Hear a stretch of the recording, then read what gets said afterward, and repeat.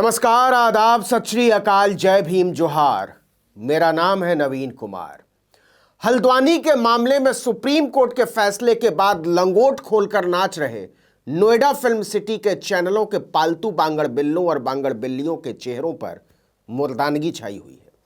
सड़कों पर एक औरत की साड़ी उतरवाने के लिए जिम्मेदार खाज तक चैनल का तिहाड़ी तरन्नुम मुसलमानों से नफरत के मारे जो गजल गा रहा था, उसकी हवा निकल गई है। लेकिन वो एक बूटी खाता है, बेशर्मी और बेहयाई को अपने चिकने बदन पर टिकने न देने की बूटी।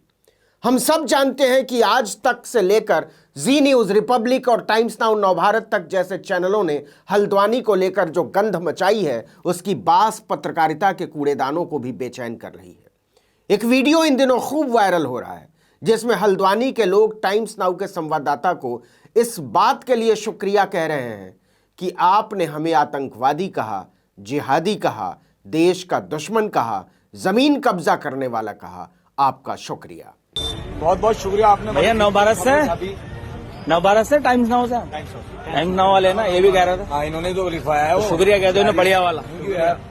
आपने हमें जिहादी कहा, आपने इस एरिया को जिहादी कहा, आपका इसके लिए बहुत बहुत शुक्रिया है। और कैसा लगा आपको? चाय वाय पियेंगे यहाँ पे? कैसा लग रहा है जिहादियों के बीच में? कैसा लग रहा है तुम्हें? चलो जिहादियों के बीच में से पत्रकारिता के नाम पर पाले गए लठायत हल्द्वानी वालों की सदाशयता पर शुक्रिया तक नहीं कह पाते। उनकी चाय की पेशकश पर थूक गटकने लगते हैं। साफ समझ में आ रहा होता है कि ये पालतू हैं, गुलाम हैं, बादशाह के कनीज हैं। शुक्रिया कहते हो, बढ़िया वाला। आपने हमें जिहादी कहा, आपने इस एरिया को जिहादी कहा, आपका इसके लिए बहुत बहुत शुक्रिया है। इस दिलकश शुक्राने पर बादशाह सलामत के कनीजों के झुके हुए सिर बता देते हैं कि उन्होंने हुजूर की जूतियों को पूरी ईमानदारी से चाटा है और उन जूतियों के स्वाद के आगे हल्द्वानी के भोले लोगों की चाय का स्वाद जरा फीका मालूम पड़ता है।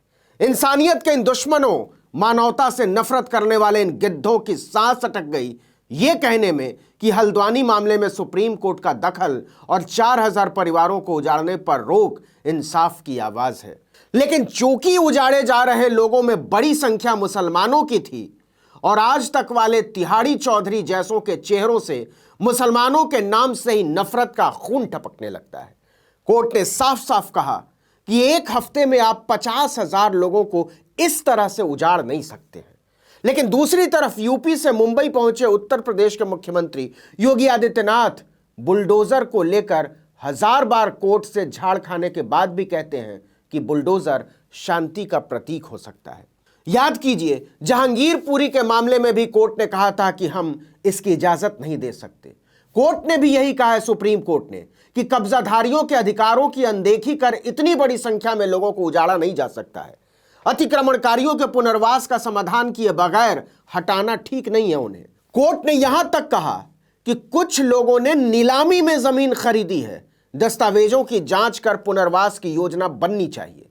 टीवी चैनलों के मस्खरे, पालतू और बेहया बांगड़ बिल्ले नहीं बताते कि ये सारी बातें अगर देश की सबसे ऊंची अदालत कह रही है तो फिर बुलडोजर का न्याय सिर्फ आतंक का पर्याय रह जाता है। ये बांगड़ बिल्ले नहीं बताते कि जिस तरह से योगी आदित्यनाथ बुलडोजर को शांति का प्रतीक बता रहे हैं, उसी तरह की बातें गुजरात में मुसलमानों के कत्लेआम के बाद नरेंद्र मोदी और अमित शाह किया करते थे 2002 के बाद। अमित शाह तो चुनावों में जब तब ठंडा कर देने की बात करके जख्मों पर नमक रगड़ते रहते हैं। अभी अभी गुजरात विधानसभा चुनाव के दौरान शाह ने खेड़ा की एक रैली में कहा, 2002 में हमने उन्हें ऐसा सबक सिखाया कि वो हिंसा करना भूल गए। इसके बाद भाजपा ने पूरे गुजरात में स्थायी शांति ला दी। योगी आदित्यनाथ की भाषा और अमित शाह की भाषा एक है।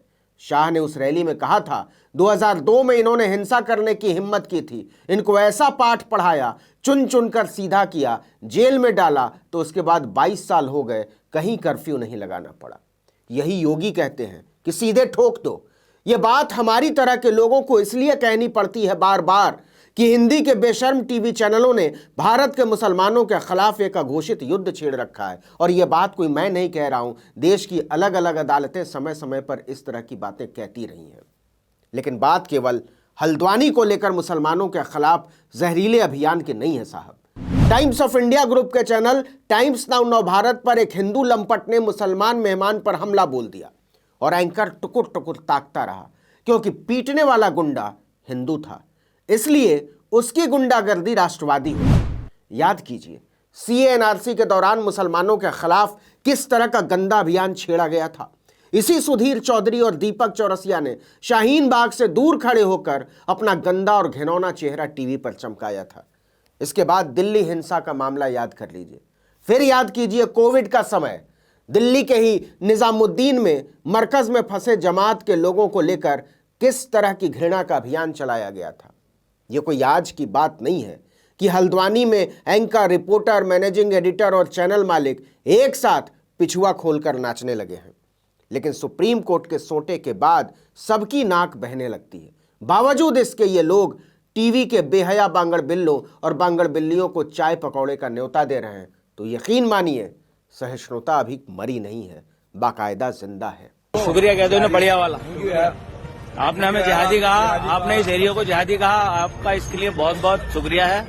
आपको याद हो तो बिहार में सोनपुर के मेले से अनामिका जैन नाम की जहरीली कवि को जनता ने मंच पर चढ़ने से पहले ही खदेड़ दिया था। आपको पटना की वो घटना भी याद होगी जब नीतीश कुमार ने भाजपा का साथ छोड़कर महागठबंधन के साथ जाने का फैसला किया था। तब दिल्ली के एक बड़े चैनल की बड़ी एंकर को पटना भेजा गया था, लेकिन वहां मौजूद जनता ने उनका बुलंद नारेबाजी के साथ इस्तकबाल किया था। कमाल यह है कि जब टीवी चैनलों के भेड़िए इस देश के 18 करोड़ मुसलमानों के खिलाफ घृणा का अभियान चलाते हैं तो इसे पत्रकारिता की स्वतंत्रता कहते हैं, और अगर कोई इसके खिलाफ जरा भी नारेबाजी कर दे तो चौथा खंभा संकट में आने लगता है। राहुल गांधी ने ऐसे ही नहीं टीवी मीडिया की तुलना जेब कतरों से कर डाली थी कि वो दिन रात हिंदू मुस्लिम इसलिए करते रहते हैं ताकि जरूरी मुद्दों की तरफ से ध्यान हटाया जा सके। आप बेरोजगारी की बात ना करने लगे इसलिए, आप महंगाई की बात ना करने लगे इसलिए, आप भ्रष्टाचार की बात ना करने लगे इसलिए, आप चीनी अतिक्रमण की बात ना करने लगे इसलिए हिंदू मुस्लिम।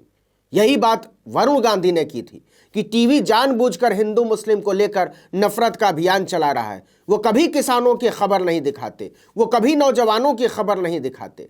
इन टीवी चैनलों पर कभी भरोसा मत करना। ऐसे ही मौकों के लिए चचा गालिब ने फरमाया था कि शर्म तुमको मगर नहीं आती। इस वीडियो में इतना ही, लेकिन अगर आपने आर्टिकल 19 इंडिया को अब तक सब्सक्राइब नहीं किया तो फौरन कर दीजिए। बेल आइकॉन दबाइए, घंटी जैसी आकृति लाइक कीजिए और कमेंट करके बताइए हमारा वीडियो आपको कैसा लगा।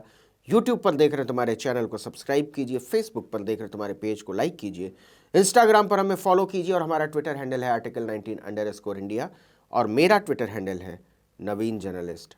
आप मुझे भी फॉलो कर सकते हैं। नमस्कार।